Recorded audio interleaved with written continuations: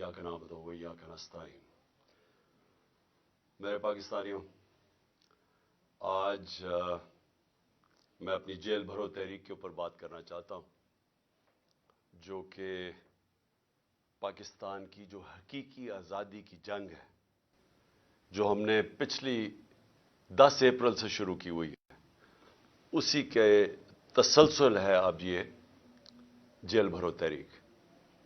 लेकिन मैं इससे पहले थोड़ी सी बात करना चाहता हूं कि आज जो शहबाज शरीफ ने अभी एक ये बड़ी लंबी सी तकरीर की, जिसमें से मैं एक ही चीज़ समझा हूं कि वो ये तैयारी करवा रहा है कौम को कि क्योंकि IMF से हमने अग्रीमेंट करनी है, इसलिए कौम तैयार हो जाए मजीद और महंगाई के लिए। मुझे यही समझ आई है इसकी। बाकी चीज़ें जो भी हैं वो तो उनके ऊपर बात करने का कोई फ़ायदा नहीं। असल बात यह है कि आज शहबाज शरीफ कौम को कह रहा है कि मजीद और महंगाई के लिए कौम तैयार हो जाए। मैं सबसे पहले सवाल शहबाज शरीफ से पूछता हूं कि क्या आपको पता है ये सोशल मीडिया का ज़माना है? अब जब भी जो बात करते हैं तो अब एक ऐसा ज़माना आ गया है कि एकदम वो आपकी पुरानी तकरीरें और आपकी जो भी आपने पहले लोगों से वादे किए हुए हैं, वो सब 1 मिनट में वो निकाल के सामने ले आते हैं। ये है सोशल मीडिया का ज़माना।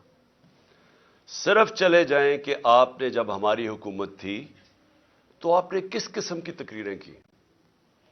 आपने कैसे कौम को बताया कि लोग महंगाई में डूब गए हैं, पेट्रोल की कीमत 2 रुपए बढ़ गई, बिजली 2 रुपए यूनिट बढ़ गई, और मार्च करो इस्लामाबाद में, गिरा दो इस हुकूमत को। क्या आपको याद है? अगर आपको याद नहीं तो ये सोशल मीडिया आपके सामने ले आएंगे आपकी सारी तकरीरें।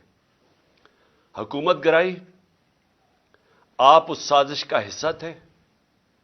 आप और यासिर जरदारी और वो जो तीसरा, वो आपके साथ, आपका जो भाई बैठा हुआ था लंदन में, और वो जो एक्स आर्मी चीफ, आपने मिलकर ये किया और शामिल कर लिए बैरूनी ताकतों को। उनको बताया कि कितना इमरान खान आपके खिलाफ है, तो उन सब ने मिलकर ये हुकूमत गिराई। आपने वादा किया कि एकदम मुल्क ठीक हो जाएगा, एकदम खुशहाली आ जाएगी। 10 महीने में जो इस पाकिस्तान के साथ हुआ है, दुश्मन भी पाकिस्तान से ये ना करे।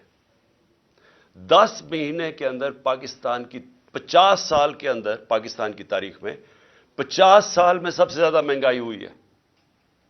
हम जब गए थे, जब आपने पूरी 3 लॉन्ग मार्चेस हुई महंगाई के खिलाफ, आपकी सारी PDM ने की, तो तब 12 से 12.5% महंगाई थी। आज 3 गुना महंगाई उससे ज्यादा है। जब आपने इतनी लंबी तकरीर में कहा ना कि अभी मजीद और महंगाई के लिए लोग तैयार हो जाएं, तो अभी 3 गुना ज्यादा महंगाई है जब आपने हमारी हुकूमत गिराई थी। और आपने जब हुकूमत गिराई थी और आपने ये जो 3 गुना ज्यादा महंगाई की थी, तो क्या हुआ था? हमारे जमाने में हम भी IMF के 2.5 साल प्रोग्राम में थे। तो अगर आप IMF के कंधे पे बंदूक चला रहे हैं, तो हम 2.5 साल IMF के प्रोग्राम में थे। उसके ऊपर कोरोना सारी दुनिया के अंदर एक वबा आई थी, उसकी वजह से सप्लाई लाइंस अफेक्ट हुई थी। जब सप्लाई लाइंस अफेक्ट हुई थी तो सारी दुनिया में महंगाई आई थी। जिसको कमोडिटी सुपर साइकिल कहते हैं, वो सारी दुनिया को हिट किया था। एनर्जी की कीमतें, तेल की कीमत खास तौर पे ऊपर चली गई थी। हमारे दौर में तेल की कीमत $110 से $115 बैरल पे गई थी। आज वो $75 से $85 पे है।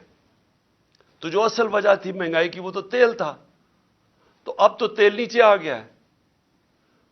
आज जो घी हमारे जमाने में था, वो आजकल जो पाम ऑयल जो बाहर से लेके आते हैं, जो इंपोर्ट करते हैं, वो दुगना था आज के मुकाबले में। आज घी कितना महंगा क्यों है? आज डीजल और पेट्रोल इतना महंगा क्यों है? 100 रुपया ज्यादा है हमारे दौर से। اور کیا وجہ کہ روپیہ گر گیا؟ تقریباً $100 مہنگا ہوا ہے. میں صرف یہ پوچھنا چاہتا ہوں کہ ہوا کیا؟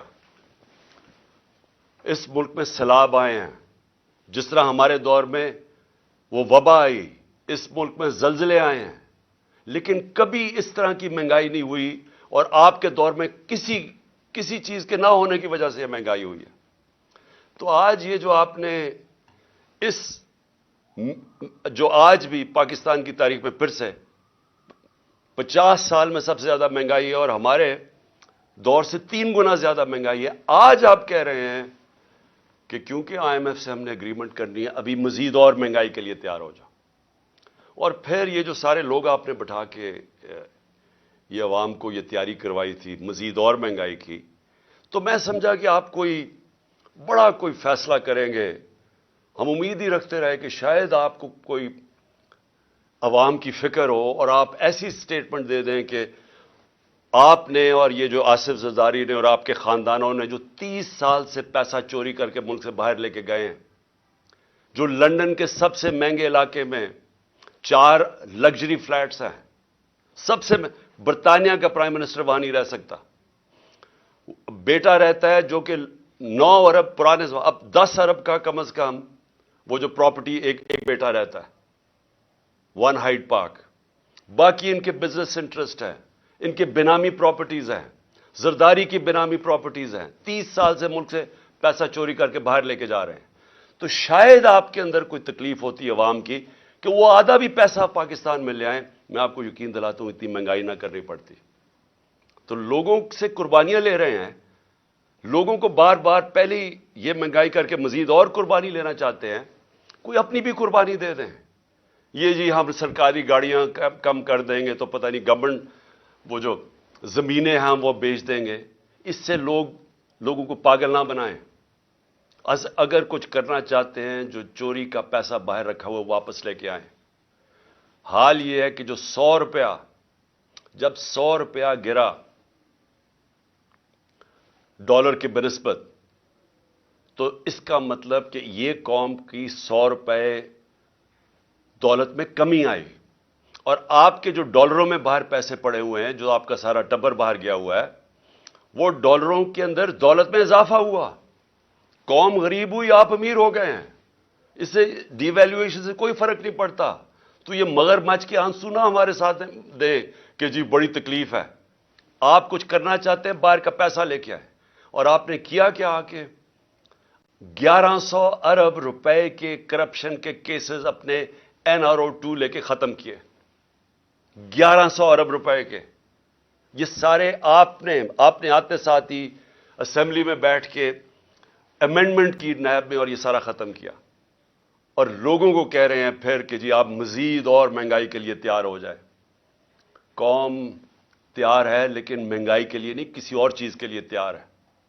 اور آج جو میں خاص طور پہ جو لاہور کے لوگ آج نکلے، میں اپنی پارٹی لیڈرشپ بھی اور لاہور کے لوگوں کے لیے میں خراج تحسین پیش کرتا ہوں کہ جہل بھرو تحریک میں جس طرح وہ نکلے اور جس طرح قوم نے آ کے ان کی سپورٹ کی. میں قوم کا آج لاہوریوں کا شکریہ ادا کرتا ہوں. اس سے پہلے پرسوں جب مجھے طلب کیا عدالت نے، اور صرف 3 بجے جب فیصلہ کیا اور 5 بجے کے 4:30 بجے گھر سے نکلا، تو جس طرح قوم نکلی سڑکوں کے اوپر، میں ان کا بھی شکریہ ادا کرتا ہوں. میں وکلا کا شکریہ ادا کرتا ہوں. یہ جو کیا آپ کے سامنے نظر آ رہا ہے، یہ شہباز شریف ہے، دیکھ لو. یہ قوم آج انقلاب کے لیے تیار ہے.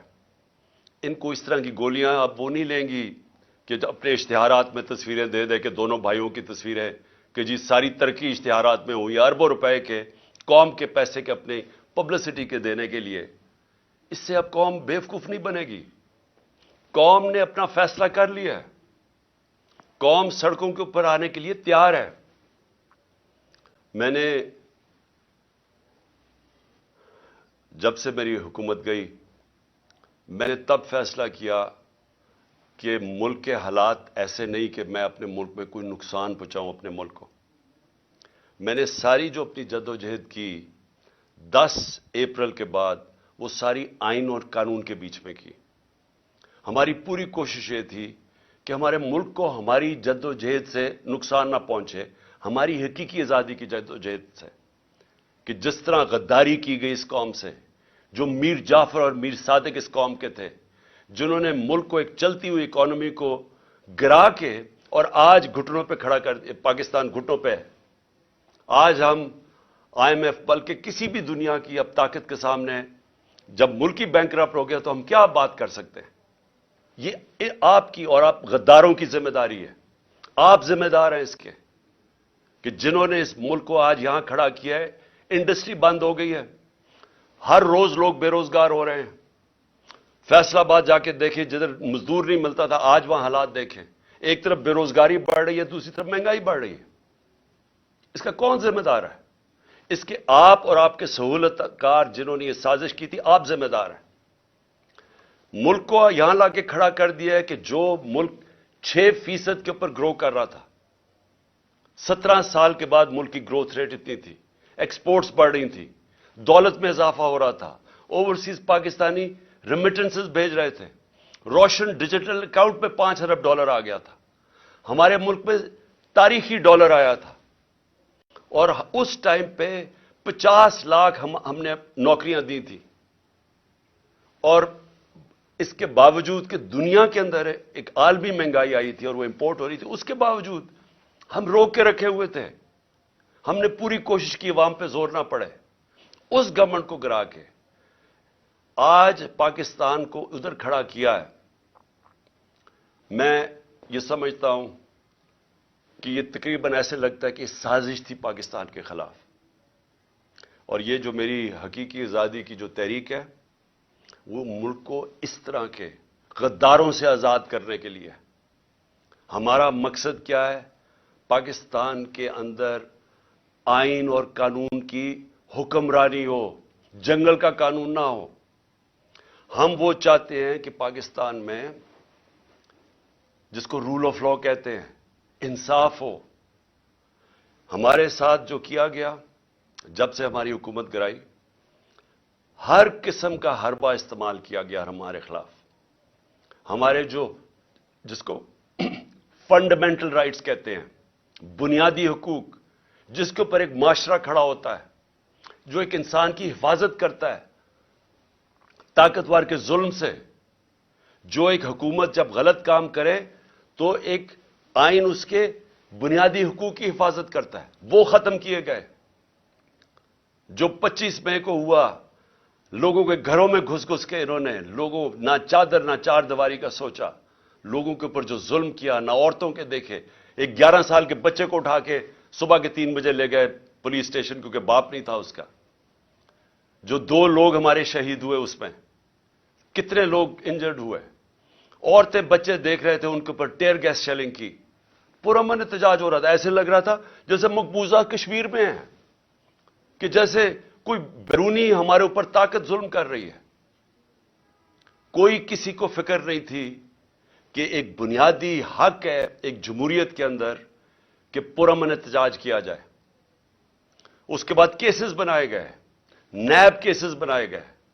اور میں یہ نیب چیئرمین جو ان کا خاص نون لیگ کا آدمی تھا, اس نے بھی, وہ بھی مجبور ہو گیا کہنے کے لیے کہ جھوٹے کیسز بنا رہے ہیں, اور جن لوگوں کے اوپر کیسز بنائے جائیں ان کو معاف کیا جا رہا ہے. 1100 ارب روپیہ. آپ کو پتا ہونا چاہیے کہ ہمارے 3 سال میں, 3.5 سال میں 480 ارب روپیہ نیب نے ریکور کیا, جو پاکستان کے خزانے میں آیا. 480 ارب روپیہ 3.5 سالوں میں. 1100 ارب روپیہ مزید اور آنا تھا, انہوں نے سب معاف کروا لیا. اور پھر لوگوں کو کہتے ہیں جی مزید اور تیار ہو جائے مہنگائی کے لیے.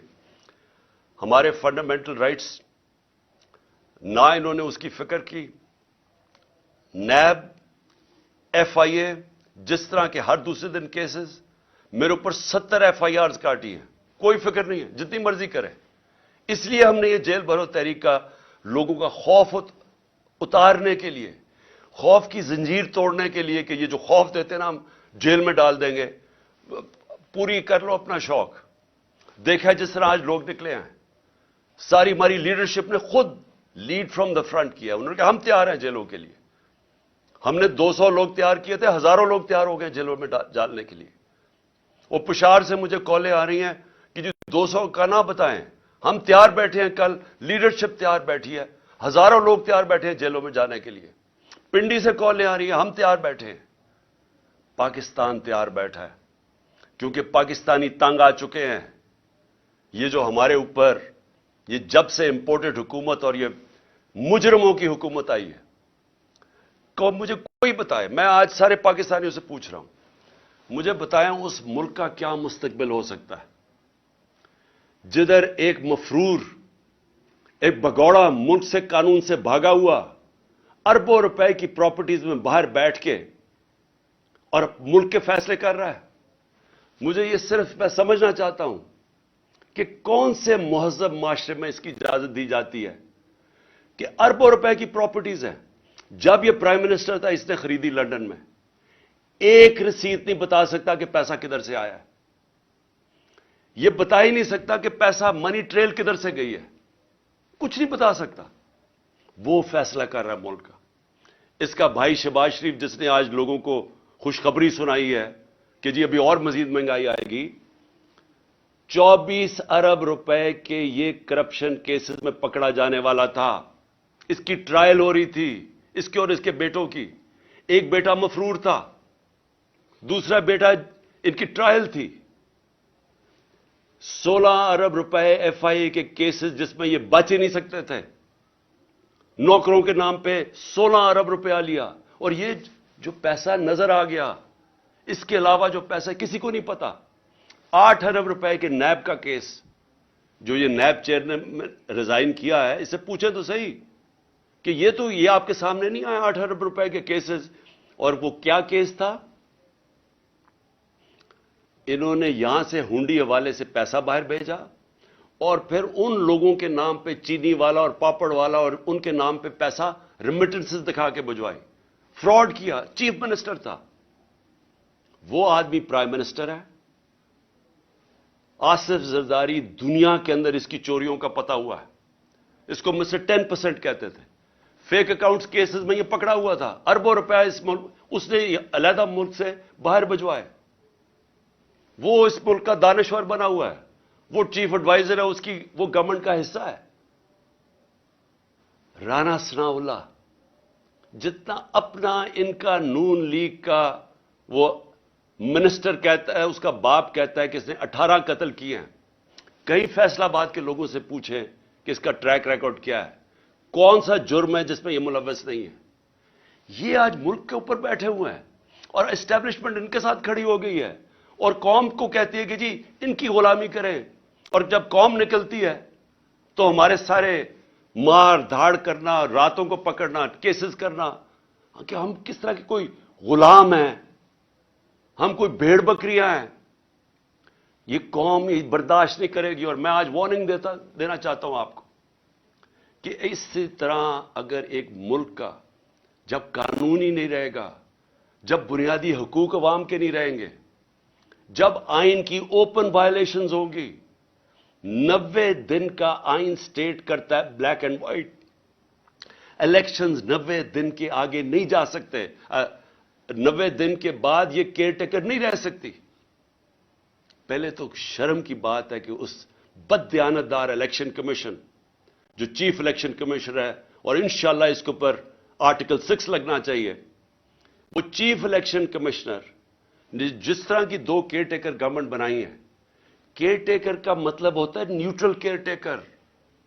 یہ اس طرح ہے کہ یہاں شہباز شریف حکومت کر رہا ہے اور ادھر فضل الرحمان حکومت کر رہا ہے پختونخوا کی. سارے اپنے لوگ بٹھا کے وہ پولیس والے, میں پھر سے کہنا چاہتا ہوں اور میں وہ پولیس والوں کو بتانا چاہتا ہوں جنہوں نے ہمارے اوپر یہاں ظلم کیا تھا 25 مئی کو, انشاءاللہ جو مرضی یہ کر لیں, حکومت تو آنی ہے ہماری.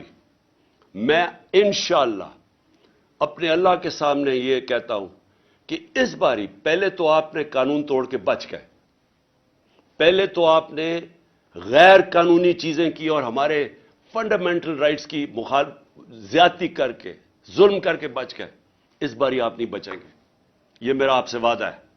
میں زندہ رہا میں انشاءاللہ انشور کروں گا کہ اس ملک میں جو ظالم ہے، جو بے قصور لوگوں پہ، جو جمہوریت کے اوپر اٹیک کرتا ہے، انشاءاللہ آپ کو ہم قانون کے کٹارے میں کھڑا کریں گے. اور میں اپنی ساری قوم کو کہتا ہوں کہ آپ تیاری کریں. اگر انہوں نے 90 دن سے آگے الیکشن کیے تو اس کے بعد ساری قوم کو نکلنا پڑے گا.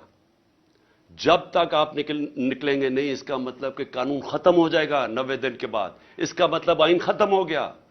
اس کا مطلب ہمارا معاشرہ ڈکلیئر ہو جائے گا بنانا ریپبلک. اس کا مطلب کہ یہ ثابت ہو جائے گا کہ پاکستان میں صرف جنگل کا قانون ہے.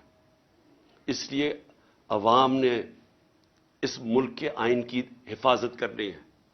اور جس طرح کا اٹیک کیا جا رہا ہے پاکستان کے ججز کے اوپر، جس جج سے ان کو لگتا ہے کہ جی ہمارے خلاف فیصلہ دے دے گا، اس کے پیچھے پڑ جاتے ہیں. یہ مافیا ہے. میں یاد کرانا چاہتا ہوں قوم کو کہ انہوں نے سپریم کورٹ کو حملہ کیا اس کے اوپر ڈنڈوں سے. یہ دنیا میں کہیں اس کی مثال نہیں ہے. جمہوریت میں چھوڑے، آمریت میں اس کی مثال نہیں ہے کہ ایک سپریم کورٹ پہ حملہ کیا گیا اور ایک دیانتدار چیف جسٹس سجاد علی شاہ اس کو بگایا گیا. اور پھر یہ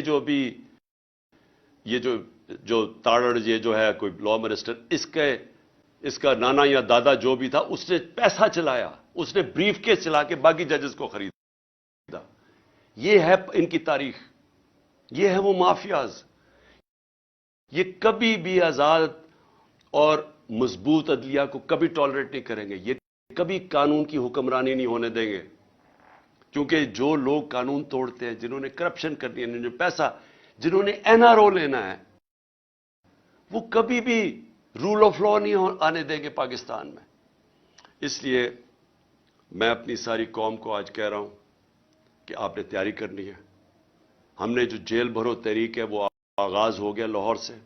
میں پھر سے لاہور کے لوگوں کو خاص طور پہ جس طرح وہ نکلے اور انہوں نے سپورٹ کی، میں خراج تحسین پیش کرتا ہوں. میں اپنی سینئر لیڈرشپ جس نے خود فیصلہ کیا کہ نہیں ہمارے سے شروع ہوگی گرفتاریاں، میں ان کو بھی خراج تحسین پیش کرتا ہوں.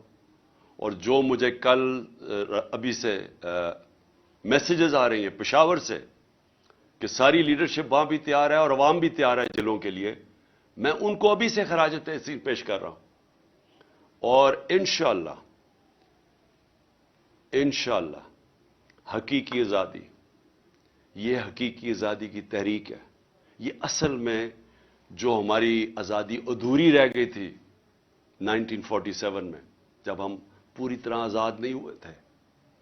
لا الہ الا اللہ کا مطلب ہماری قوم کو پوری طرح سمجھ نہیں آیا تھا. جو بھی لا الہ الا اللہ پڑھتا ہے وہ کبھی کسی قسم کی غلامی نہیں کرتا، اور خاص طور پہ خوف کے بت کی کبھی وہ پوجا نہیں کرتا. قرآن کی آیت ہے جو لوگ ایمان لے آئے اللہ ان کے خوف دور کر دیتا ہے. اللہ نے آج میں نے دیکھا لوگوں کے خوف دور کر دیے. میں نے وہ لوگوں کو جو آج دیکھے سینز، میں اللہ کا جتنا بھی شکر ادا کروں وہ کم ہے. کیونکہ اللہ ہمیں اس حقیقی آزادی کی طرف لے کے جا رہا ہے جو صرف خوف کی وجہ سے ہمیں جس کی وجہ سے غلام رکھا تھا.